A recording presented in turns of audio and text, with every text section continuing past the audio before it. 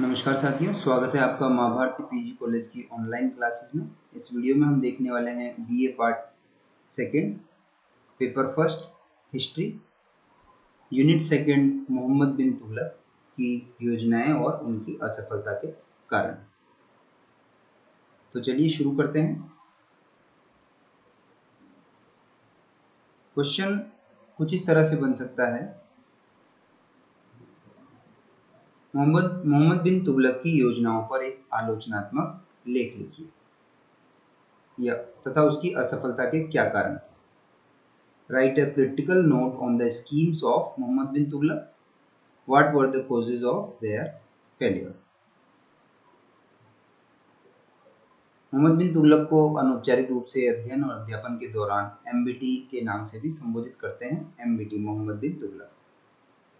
मोहम्मद बिन तुगलक की राजधानी परिवर्तन तथा सांकेतिक मुद्रा की योजनाओं का मूल्यांकन कीजिए। Evaluate the plans of transfer of capital and token currency of Muhammad bin Tughlaq. या मोहम्मद बिन तुगलक की योजनाओं का वर्णन कीजिए एवं उनकी असफलता के कारणों का उल्लेख कीजिए। Explain the schemes of Mohammad bin Tughlaq and account for their failure. तो मोहम्मद बिन तुगलक को नए नए प्रयोग करने और नई नई योजनाएं बनाने का शौक था। उसके काल में जो प्रमुख योजनाएं शुरू हुई उनको हम एक एक करके देखते हैं। एमबीटी की प्रमुख योजनाएं।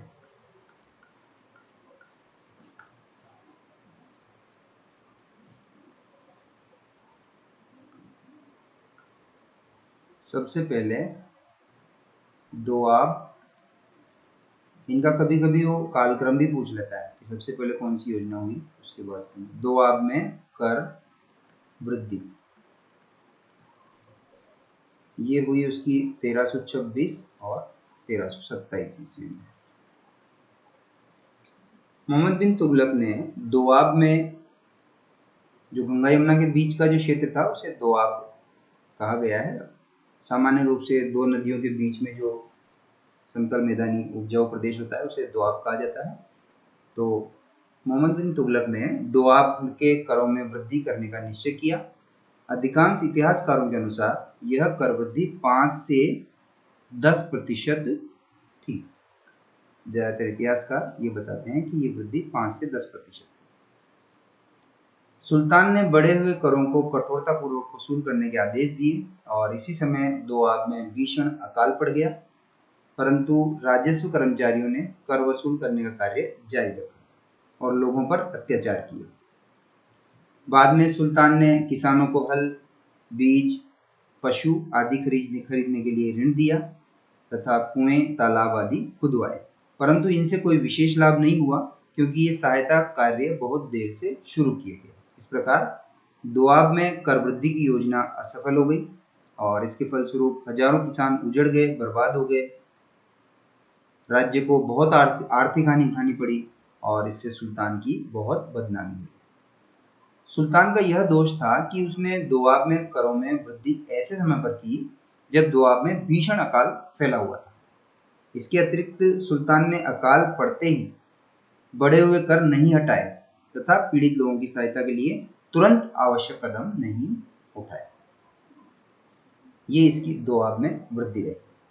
दूसरा है कृषि विभाग की स्थापना।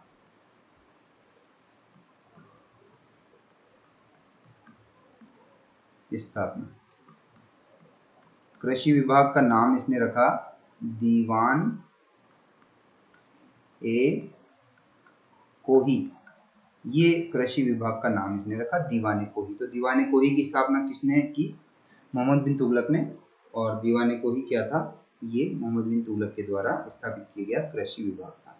तो मोहम्मद बिन तुगलक ने कृषि क्षेत्र में सुधार करने के लिए एक कृषि विभाग दीवान ए कोही के नाम से उसकी स्थापना की और इसके लिए 60 वर्ग मील का एक भूमि का क्षेत्र चुना गया और उसमें बारी बारी से विभिन्न फसलें बोई गई। इस योजना के अंतर्गत सरकार ने 2 वर्ष में 70 लाख टन के खर्च किए। 60 वर्ग मील का क्षेत्र चुना और बारी बारी से इसमें विभिन्न फसलें बोई गई और 2 साल में सरकार ने इस पर 70 लाख टन के खर्च किए, परंतु सुल्तान की कृषि सुधार की योजना असफल हो गई। और इस योजना की असफलता के कारण थे, सबसे पहला कि इसके लिए चुनी गई जो भूमि थी वो उपजाऊ नहीं थी। 60 वर्ग मील की जो भूमि चुनी थी वो उपजाऊ नहीं थी, इसलिए ये असफल हुई। दूसरा था, सुल्तान ने इस योजना की ओर विशेष ध्यान नहीं दिया क्योंकि उसे ज्यादातर समय दिल्ली से बाहर रहना पड़ा। उपेक्षा, नेग्लिजेंस के कारण। तीसरा कारण था इस योजना के असफल होने का कि निर्धारित धन का दुरुपयोग किया गया। भ्रष्ट कर्मचारी अधिकांश धन खा गए, डकार गए। ये दूसरी योजना। उसके बाद तीसरी योजना हम देखते हैं, राजधानी परिवर्तन। राजधानी परिवर्तन का नाम आते ही मोहम्मद बिन तुगलक का नाम जरूर याद आता है। ये काफ़ी ज़बरदस्त तरीके से असफल हुई मोहम्मद बिन तुगलक या एमबीटी की ये योजना, ये प्लान राजधानी परिवर्तन। ये किया उसने 1326 से 1327 में, दोआब में करवृद्धि के समय ही इसने किया। मोहम्मद बिन तुगलक ने दिल्ली के स्थान पर देवगिरी, पहले राजधानी सुल्तान की दिल्ली थी और वहां से देवगिरी, जिसका नाम दौलताबाद था, दोनों एक ही है, दौलताबाद और देवगिरी, दौलताबाद को राजधानी बनाने का निश्चय किया। देवगिरी को राजधानी बनाने के कुछ कारण थे, उनको हम देखते हैं यहाँ पर। पहला कारण था, बरनी के अनुसार साम्राज्य के केंद्र में होने के कारण देवगिरी को राजधानी बनाने का निश्चय किया गया, ये बरनी बताता है। दूसरा कारण ये था, देवगिरी मंगोलों के आक्रमण से सुरक्षित थी, दिल्ली पर बार बार आक्रमण होते रहते थे मंगोलों के। तीसरा कारण था, सुल्तान दक्षिण भारत में मुस्लिम संस्कृति का प्रसार करना चाहता था। अतः अनेक कारणों से प्रेरित होकर सुल्तान ने देवगिरी को राजधानी बनाने का निश्चय किया और दिल्ली की समस्त जनता को देवगिरी पहुंचने का आदेश दिया। सुल्तान ने मार्ग में ठहरने, खाने पीने आदि की उचित व्यवस्था की, फिर भी मार्ग के अनेक कष्टों से सैकड़ों यात्री मर गए। दौलताबाद या देवगिरी पहुंचने के बाद भी लोगों के कष्टों का अंत नहीं हुआ। उन्हें अपना पैतृक घर छोड़ने के कारण बड़ा दुख हुआ। अतः कुछ समय बाद सुल्तान ने दिल्ली को राजधानी बनाने का निर्णय किया वापस, और लोगों को दिल्ली लौटने की आज्ञा दी। इस प्रकार सुल्तान की यह महत्वपूर्ण योजना भी असफल हो गई। इस योजना की असफलता के कारण क्या थे वो हम देख लेते हैं। पहला कारण था, सुल्तान ने दिल्ली की संपूर्ण जनता को देवगिरी पहुंचने का आदेश दिया, यह उसकी गलती थी। उसे केवल प्रमुख कार्यालयों और दरबारियों को ही देवगिरी भेजना चाहिए था। दूसरा कारण रहा, दौलताबाद को राजधानी बनाना उपयुक्त नहीं था। ये तीसरी योजना हो गई। उसके बाद चौथा है सांकेतिक मुद्रा का प्रचलन। मोहम्मद बिन तुगलक ने सोने और चांदी के सिक्कों के स्थान पर तांबे और पीतल के सिक्के प्रचलित किए। सोने चांदी की जगह तांबे और पीतल के इसने प्रचलित किए सिक्के। सांकेतिक मुद्रा के प्रचलन के क्या कारण थे तो वो देखते हैं हम। पहला कारण था कि विभिन्न योजनाओं, भीषण अकाल, युद्धों, विद्रोहों आदि के कारण राजकोष रिक्त हो गया था, खाली हो गया था। दूसरा, देश में चांदी का अभाव था। तीसरा, सुल्तान को एक विशाल सेना के गठन के लिए विपुल धन की आवश्यकता थी। और चौथा है, सुल्तान को सिक्कों में सुधार और नवीन प्रयोग करने का शौक था। अतः सुल्तान ने पीतल और तांबे के सिक्कों का सोने चांदी के सिक्कों के समान दैनिक व्यवहार में प्रयोग करने के आदेश दिए, परंतु उसने सरकारी टकसाल पर राज्य का एकाधिकार नहीं रखा उसने ऐसा नहीं रखा कि ये सोने और चांदी के सिक्के हैं, ये केवल सरकार ही बनाएगी। इससे क्या हुआ? अतः लोगों ने घरों में बड़ी संख्या में तांबे के जाली सिक्के बना लिए। लोग देते समय तो तांबे के सिक्के देते थे, परंतु लेते समय सोने चांदी के सिक्कों की मांग करते थे। जैसे आज के टाइम पे हम देखते हैं ना, दुकान पे हम जाते हैं, 1 रुपए का सिक्का, 2 रुपए का सिक्का, है ना, 10 रुपए का सिक्का, इनको हम दुकान वालों को देते हैं तो वो नहीं लेता है, नोट लेता है। और वो हमें जब देता है तो सहर्ष बोलता है कि नहीं ले रहे हैं हम तो, हमारे पास ले ही है। तो उसी तरह जनता ने देते समय तो तांबे के सिक्के दिए, लेकिन लेते समय वो मना कर देते थे, चांदी के सिक्कों की, सोने चांदी के सिक्कों की मांग करते थे। विदेशी व्यापारी भी देश में वस्तु खरीदते समय तांबे के सिक्कों का प्रयोग करते थे तथा अपना माल बेचते समय सोने चांदी के सिक्कों की मांग करते थे। इससे व्यापार चौपट हो गया और देश में अशांति तथा अव्यवस्था फैल गई। अंत में अपनी योजना की विफलता को देखकर सुल्तान भयभीत हो गया और उसने आदेश दिया कि लोग तांबे और पीतल के सिक्के राजकोष में जमा करा दें तथा वहां से तांबे के सिक्कों के बदले में सोने चांदी के सिक्के ले जाएं। इसके परिणाम स्वरूप राजकोष रिक्त हो गया। अब इन योजनाओं की इस योजना की असफलता के क्या कारण रहे? सांकेतिक मुद्रा के प्रचलन की जो योजना थी, पहला था सुल्तान ने सरकारी टकसाल पर राज्य का एकाधिकार नहीं रखा, जिससे लोगों ने अपने घरों में तांबे के जाली सिक्के बनाना शुरू कर दिया। दूसरा कारण था कि ये योजना समय से बहुत आगे थी, इसलिए जनता इस योजना के महत्व को नहीं समझ सकी। और तीसरा, इस योजना में सुल्तान को अपनी प्रजा का सहयोग नहीं मिला। पांचवी योजना की बात करें तो खुरासान विजय योजना। खुरासान विजय योजना तो अपने दरबार में रहने वाले कुछ विदेशी अमीरों की सलाह पर सुल्तान ने खुरासान पर आक्रमण करने का निश्चय किया। उसने खुरासान की विजय के लिए 3,70,000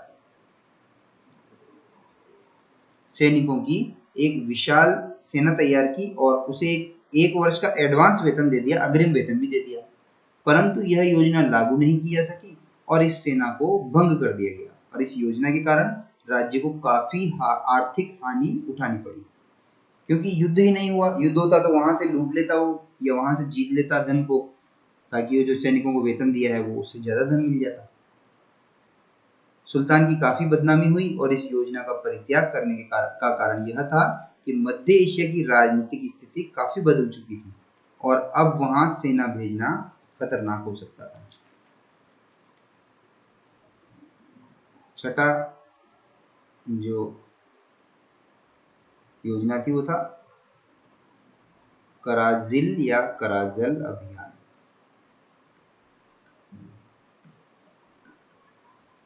तो कराजिल का हिंदू राज्य हिमालय की तराई में स्थित आधुनिक कुमायूं जिले में था, उत्तराखंड में। सुल्तान ने अपने साम्राज्य की उत्तरी सीमाओं को सुरक्षित रखने पर कराजिल पर या कराजल पर आक्रमण करने का निश्चय किया। उसने खुसरो मलिक के नेतृत्व में 1,00,000 सैनिकों की एक विशाल सेना कराजिल पर आक्रमण करने के लिए भेजी और खुसरो मलिक ने जिद्दा पर अधिकार कर लिया। खुसरो मलिक था यहाँ पर उसका सेनापति। जिद्दा पर अधिकार कर लिया, परंतु सुल्तान की आज्ञा का उल्लंघन करते हुए उसने तिब्बत की ओर बढ़ना शुरू किया। भीषण वर्षा, दुर्गम पर्वतीय क्षेत्र, रसद की कमी, खान पान की सामग्री की और पहाड़ी लोगों के आक्रमण आदि के कारण सारी मुस्लिम सेना नष्ट हो गई। इब्न बतूता के अनुसार केवल 3 सैनिक ही जीवित दिल्ली लौट सके। इस तरह से ये इसकी विभिन्न योजनाएं, उनकी असफलताओं के कारण। अब हम देखते हैं समग्र रूप से इसकी सारी योजनाओं की असफलता के क्या कारण रहे। असफलता के कारण तो पहला, सुल्तान अपनी योजनाओं पर गंभीरता से विचार नहीं करता था। सुल्तान की कठोर दंड व्यवस्था से लोगों में असंतोष व्याप्त था। सुल्तान में धैर्य, संयम, दूरदर्शिता आदि गुणों की कमी थी, अभाव था। सुल्तान उग्र और क्रोधी था तथा लोगों को कठोर दंड दिया करता था। बर्नी तो यहाँ तक लिखता है कि मोहम्मद बिन तुगलक के महल में रोज एक ने को फांसी दी जाती थी, एक ने कत्ल तलवार से किया जाता था। मोहम्मद बिन तुगलक मानव चरित्र का पारखी नहीं था। इब्न बतूता उसके काल में आया, उसको काजी बनाया दिल्ली का, उसको चीन भेजा अपना दूध बना करके, और फिर बाद में अपने दरबारियों के भड़काऊ में आकर के और उसे जेल में भी डाल दिया। तो वो मानव चरित्र का पारखी नहीं था। उलेमा वर्ग भी सुल्तान से नाराज था, उसने भी सुल्तान को सहयोग नहीं दिया। सुल्तान अपने परामर्शदाताओं की सलाह की उपेक्षा करता था।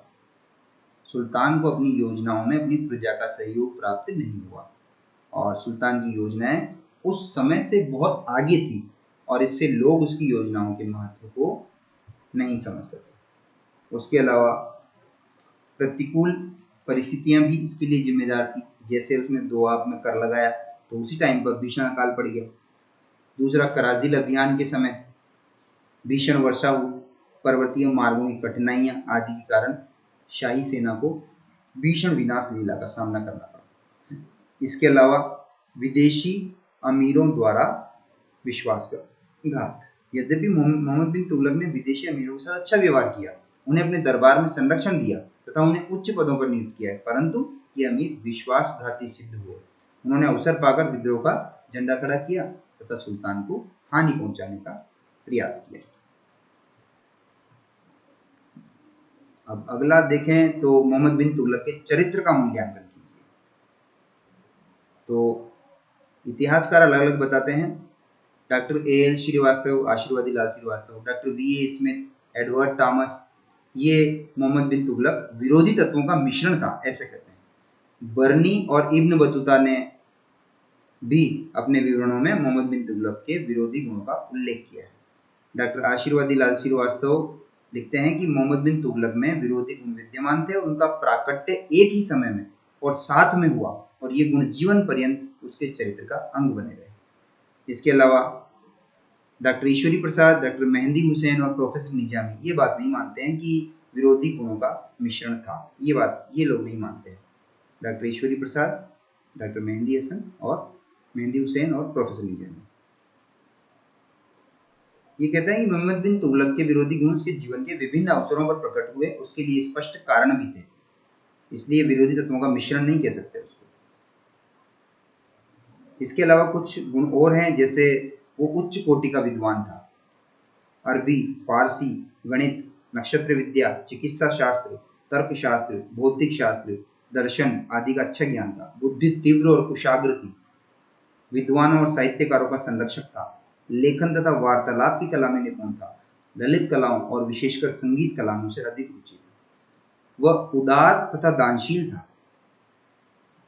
उच्च कोटि का नैतिक जीवन था उसका। सारे व्यसनों से, मध्य युग के जितने भी शासक हुए हैं उनमें जो व्यसन प्रचलित थे सबसे दूर था वो। शराब का सेवन नहीं करता था, भोग विलास से दूर रहता था, नारियों का सम्मान करता था। वो वीर सैनिक और कुशल सेनापति था।